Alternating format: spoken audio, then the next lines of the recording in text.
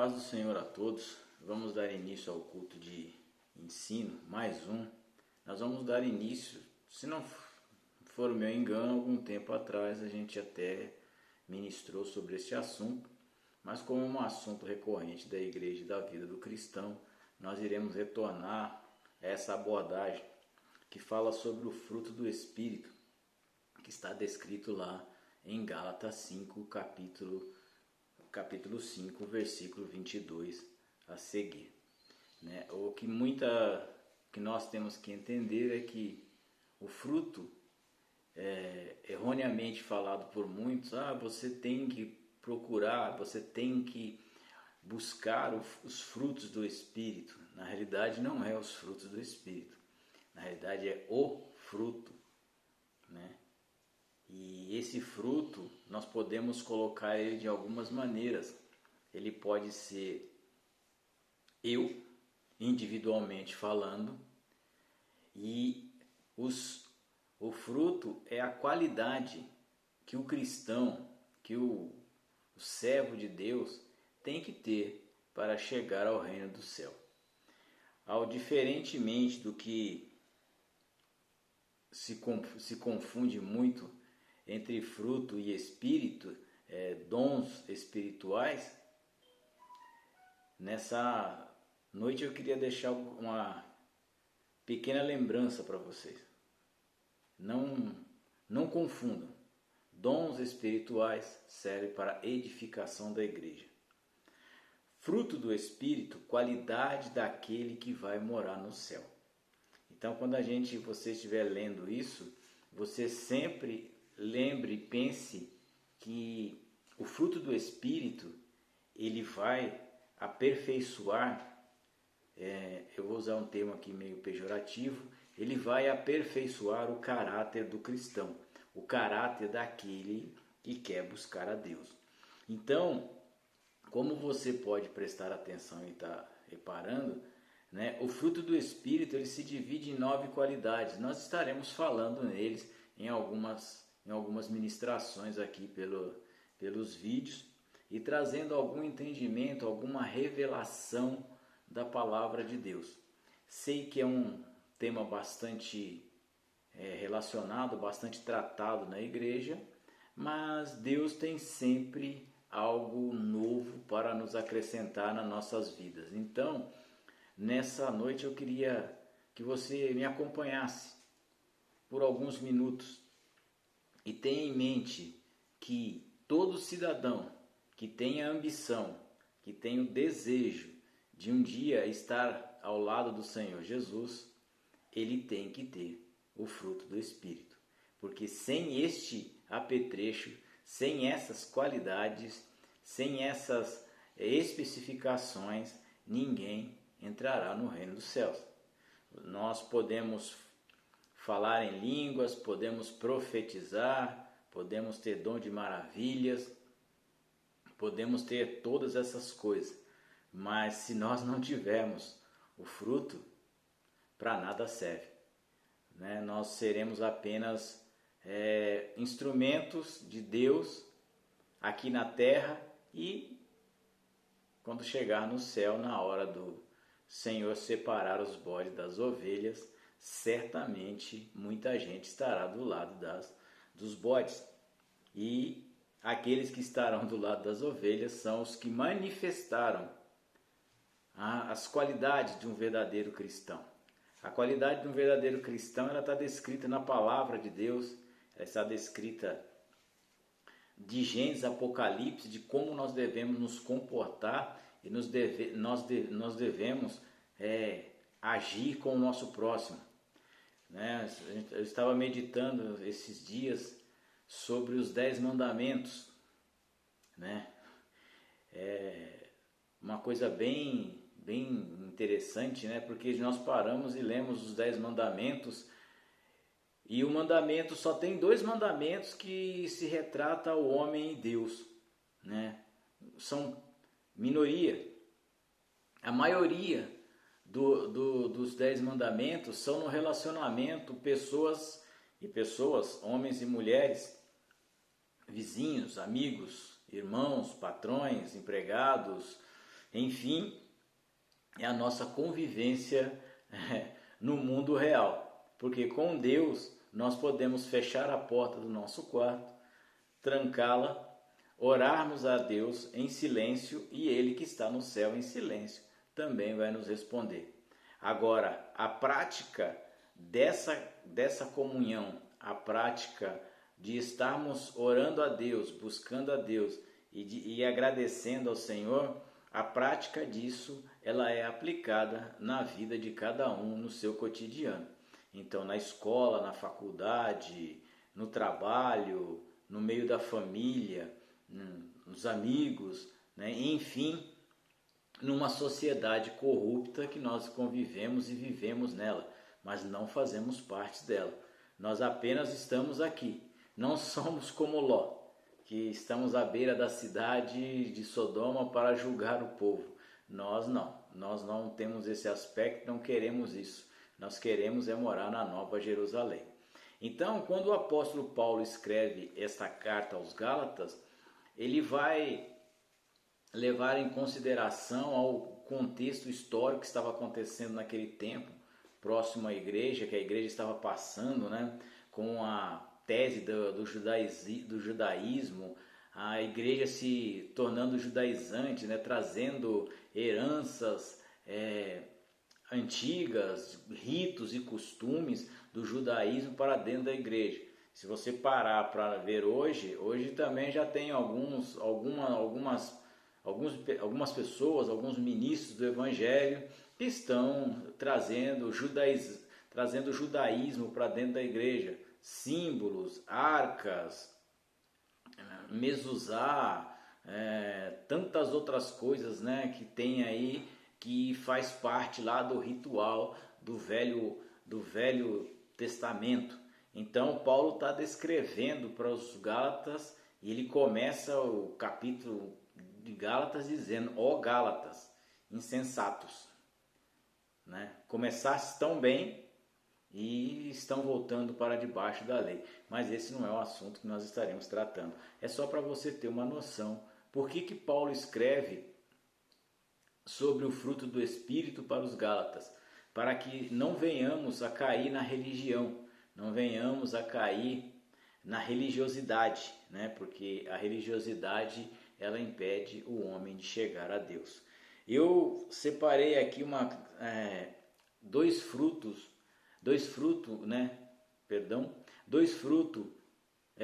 que eu vou estar tratando nessa noite. Eu vou estar tratando de paz, né? Que é o primeiro fruto, né? A paz. E a Bíblia vai declarar que seguir a paz com todo é a santidade, sem a qual ninguém verá o Senhor. Está lá no livro de Hebreus, na carta aos Hebreus. Então, nessa noite eu queria dizer o que é paz. A paz que excede o entendimento. Não é a paz que nós vemos na TV, pessoas vestidas de branco, saindo nas ruas, fazendo manifestações, desejando ansiosamente para que o mundo pare, o mundo se aquiete, as guerras desapareçam, a fome suma, e enfim, todas essas coisas que nós temos presenciado nesses tempos. O mundo anseia por paz, todo mundo busca paz. Os que têm condições financeiras contratam seguranças, muram as suas casas, edificam muralhas, se protegem, andam de helicóptero, tudo por causa que não tem paz. Porque se ele sair numa condição normal, como qualquer ser humano, ele corre o risco de não voltar para casa. Então a paz, quando eu estou tratando de paz do Evangelho, Jesus diz: a minha paz eu vos dou, a minha paz eu vos deixo. Essa paz é a paz que ele estava lá no barquinho, né? E estava entrando água para todo lado, e os discípulos desesperados, e Jesus Olha, levanta, né, que estava dormindo na proa, levanta e repreende o vento, repreende o mar, e o mar se acalma e volta a tudo ao seu devido lugar. Essa é a paz que nós estamos falando. A paz, como o pastor Vanderlei sempre cita, né? A paz não é a falta de guerra.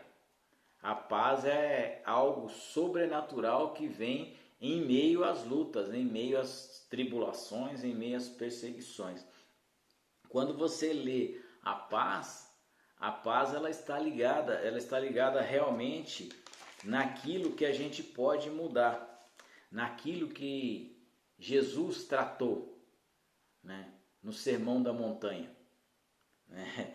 Porque a paz ela tem uma característica, né, de atrair as pessoas, mas viver a paz não é um processo simples, porque a paz ela não depende exclusivamente só da minha pessoa. Paulo escreve em uma carta, ele diz à igreja: tende paz uns com os outros, né? No que depender de vós, tende paz.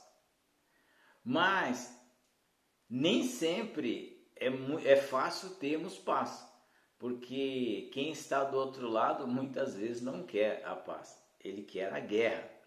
Então, por isso que o Evangelho vai dizer para que o homem que vai morar no céu, ele tem que ter esse fruto do Espírito. Ele tem que ter paz em si. Porque se nós formos esperar a paz do outro, nós vamos estar com problema. Então, a paz que nós estamos tratando aqui é uma paz que ela vai mudar o contexto. Ainda que o mundo esteja em guerra, eu e a minha casa serviremos ao Senhor. Ponto. Isso é o que importa. Isso é paz. Ah, tá todo mundo falando que vai acontecer, Pode acontecer? Pode. Mas eu e a minha casa serviremos ao Senhor. Continuamos em paz. A gente não está muito preocupado com o que o mundo diz. A gente não tem que estar muito preocupado com o que o mundo está falando. Nós temos que estar preocupado se eu sou um exemplo de paz. Se Deus está olhando para mim, como ele descreve lá em João, que ele procura os adoradores e o que o adora em espírito e em verdade, se esse fruto está em mim, se esse fruto está na igreja, porque não adianta a gente estar na igreja, ter uma igreja, entre aspas, fervorosa e ser como a igreja de Corinto, que não tinha paz. Eles viviam em guerra, viviam discutindo, brigando entre si, levando irmãos à justiça perante juízes ímpios. Então Paulo descreve que uma igreja que tinha tantos dons, mas não tinha paz. Então, por isso que ele escreve aos Gálatas: tende paz, né? Viva este fruto, viva este sentimento. Não é para você achar que está tudo belo, que o mundo é florido. Não, não é isso. É para você saber que existe um Deus de paz que cuida de você. Jesus está deixando para nós aqui nessa noite um ensinamento assim: olha, existe um Deus que cuida de você e o nome dele é Jeová Shalom. Então nós temos que ter esse conceito. Paulo está descrevendo para nós termos este conceito. Se o mundo está em guerra, se o mundo está destruído, eu e a minha casa servimos a Jeová Shalom. Nós temos paz. E quando a gente diz isso, a paz ela vai trazer uma santificação, né? Ela vai trazer uma postura real para nossas vidas. Porque não é fácil nós convivermos, muitas vezes até dentro da nossa própria casa, como servos de Deus, e fazemos tudo certinho, né? Que fique bem claro isso. Que nós façamos a vontade do Senhor, lemos a palavra, meditamos, oramos, jejuamos, e convivemos muitas vezes com pessoas que nos tiram do sério. Mas essa paz que Jesus está falando é a paz que excede o entendimento. Você não vai explicar essa paz para a pessoa que está ao teu lado. A pessoa tem que viver ela, assim como você vive, né? Então, a paz, ela traz essa condição, né? Por isso que Jesus cita lá no seu Sermão da Montanha, bastante conhecido lá em Mateus 6, né? Mateus 5, desculpe, que diz: bem-aventurados aqueles que têm paz de espírito, né? Bem-aventurado. Então, um homem mais que feliz, porque dos tais é o reino do céu. Então, quem tem paz tem herança. Se você tiver paz, você tem herança, e a sua herança é no céu, não é aqui, né? Então, se você estiver passando por um problema, uma tribulação na sua casa, na sua vida, na sua família, eu não sei, não conheço, mas eu te garanto uma coisa: você tem herança se você tiver paz em si mesmo. A herança está no céu esperando você. Esse é um sentimento que todo cristão tem que ter. O outro sentimento que nós temos que ter já é um pouco mais voltado para o nosso relacionamento com o nosso próximo. Bem característico, né? Por exemplo, vamos parar para pensar. Mansidão. Ser manso, não confunda mansidão com frouxidão. Não combina essas duas coisas. Ser manso é ser... A diferença entre ser manso e frouxo está da maneira com que você trata a pessoa. Então, uma pessoa mansa, ela jamais vai tratar a pessoa da mesma maneira que foi tratada. Se ela foi ofendida, ela não vai ofender. Se ela foi agredida verbalmente, perseguida, ela não vai dar o troco na mesma moeda. Por isso que é bom ser manso, porque a pessoa mansa, ela toma atitudes sábias, porque ela escuta. Ela escuta o seu amigo, ela escuta o seu pastor, ela escuta o seu líder e principalmente ela escuta Deus. Então, quando você fala em pessoa mansa, eu trago à memória de vocês nessa noite a vida de Davi. Davi era um homem manso. Aí você fala, não era, porque ele não podia construir o templo, porque tinha sangue em suas mãos. É um fato. Mas ele era um homem manso. Vamos imaginar você aí sentado na sua cadeira, no seu sofá, não sei aonde você está sentado, deitado na cama, não sei. E você tem alguém que está a fim de te matar. Joga uma lança em você, te persegue, sai com soldados atrás, mata os seus amigos, mata aqueles que gostam de você. E aí você chega e essa pessoa está numa condição desfavorável e você vai lá e corta a orla do manto dela. Ela poderia ter morrido, né? Matado ele, né? Então, quando eu falo que Davi era um homem manso, por que isso? Ainda que Saul o quisesse destruir, se você pegar o primeiro livro de Samuel, capítulo 18 em diante, 17, 18, até o finalzinho, você vai ver Saul perseguindo a Davi. Mas Davi era um homem manso, assim como Moisés também era um homem manso, né? Que ele ponderava e prestava atenção naquilo que se falava. Então, quando Davi cortou a orla do manto de Saul, ele teve a oportunidade de decapitar o seu inimigo.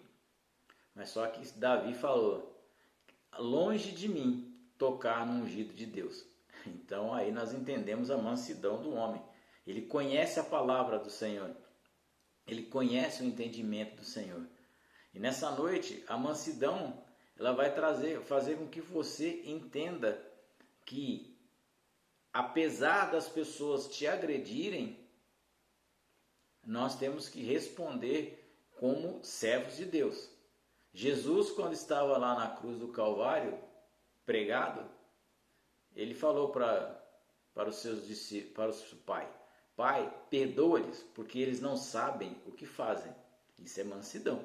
Porque se fosse um de nós comum, provavelmente teríamos matado todos eles, assim como os discípulos queriam matar, que viesse fogo do céu e consumisse a todos.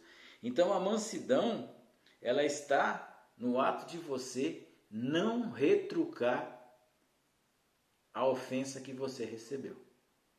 Porque a Bíblia também vai dizer lá no Sermão da Montanha, né? Lá no livro lá de Mateus, no capítulo 5, versículo 5, né? Bem-aventurado é aquele manso, porque também tem promessa. Então, quando nós falamos aqui em fruto do Espírito, em qualidade de um servo, nós estamos falando de qualidades que nos tornam homens melhores, homens que conseguiram vencer a carne, homens que são mansos, homens que têm domínio próprio, homens que são alegres, homens fiéis, né, benignos, longânimos, e tudo isso são qualidades que o servo de Deus tem que ter, que a serva do Senhor tem que ter, que a igreja do Senhor tem que ter, que o líder tem que ter, né? São qualidades. Então, nessa noite, que você possa compreender um pouquinho disso e saber que a mansidão, o domínio próprio, tudo isso que está aqui em Gálatas é característica do crente que vive fora da igreja, porque dentro da igreja, na maioria das vezes, nós somos todos bons, bonitos e cheirosos. O nosso problema está quando saímos da porta da igreja e dizemos a paz do Senhor até o próximo culto. É neste período que o fruto do Espírito tem que aparecer nas nossas vidas. Aparecer na vida do marido, aparecer na vida da esposa, aparecer na vida dos filhos, aparecer na vida dos amigos, do ministro do Evangelho, daqueles que têm cargo, daqueles que não têm, enfim. É isso que trata essa palavra. Então, quando Paulo escreve aos Gálatas, ele está dizendo: olha, Gálatas, sejam cheios do Espírito Santo e sejam guiados por ele e tenham evidência de que vocês são do Senhor. É por isso que Paulo escreve: tenha evidência. Não adianta nós, irmãos, ficarmos falando que somos crentes, que somos servos de Deus. Não adianta. Nós temos que testemunhar que somos crentes. Como tem um pensador alemão que diz: eu prego em todo tempo e uso palavras em último caso. Então, o nosso testemunho tem que falar mais alto do que as nossas palavras. Na realidade, o nosso testemunho tem que gritar diante da sociedade e dizendo: ali lá vai um servo de Deus, um bem-aventurado, um homem de paz, um homem manso, um homem que não quer confusão, um homem que quer a bênção para todos. Amém? Que Deus possa abençoar a tua vida nessa noite e trazer a graça e a misericórdia.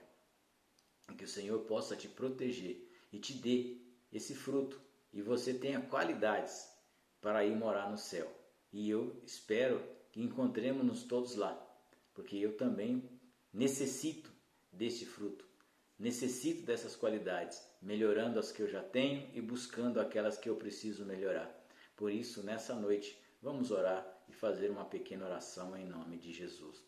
Senhor, em nome de Jesus, ó Deus, eu te agradeço e te louvo por esse dia. Obrigado, Senhor, por cada vida, Senhor, por cada família, por cada esposa, por cada marido, Senhor, que está ouvindo essa palavra. Que essa palavra possa chegar no seu lar e transformar. Senhor, tira, Senhor, a rebeldia, tira, Senhor, a destruição, a guerra no meio da família, no meio do lar, Senhor, do filho do pai, contra o pai contra o filho, a mãe contra os filhos, ó Deus, esposa, marido, Senhor. Entra com provisão neste lar, Senhor. Tira, Senhor, ó Deus, todo espírito de destruição e põe, Senhor, a tua presença neste lar. Dê, Senhor, sabedoria e mansidão, Senhor, para esta mulher, para este homem. Dê a paz, ó Deus, para este lar. Entra, Senhor, e faz a diferença. Em tempos, ó Deus, de relacionamentos, ó Pai, de confinamento social, Senhor. Dê-nos, Senhor, esse fruto, ó Pai, para que possamos, ó Deus, vencer, ó Pai, esses dias e chegarmos lá na frente e todo mundo dizer: verdadeiramente o Senhor estava sobre a vida deles, porque a graça do Senhor os alcançou. Dê, Senhor, a misericórdia e o teu amor, ó Pai, sobre essas vidas, e que o teu doce Espírito Santo esteja sempre, Pai, cobrindo a tua casa, cobrindo o teu povo e a tua igreja, é o que eu te peço nessa noite, Pai. Abençoa a todos aqueles, ó Deus, que estão vendo e ouvindo essa palavra, em nome de Jesus. Amém.